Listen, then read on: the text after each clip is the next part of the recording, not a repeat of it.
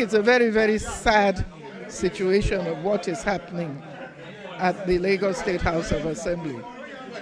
And worse still is that I think the majority of people in the House took a certain step and they elected somebody else. That person happened to be a woman. I don't know how it is that she was forced to resign, and then the person who was ousted by the majority is now back in office. I think it's a very sad situation, and myself being a woman, I know what she must have been through, because I know what I went through when I was deputy governor. Of course, it's all political. It's all political.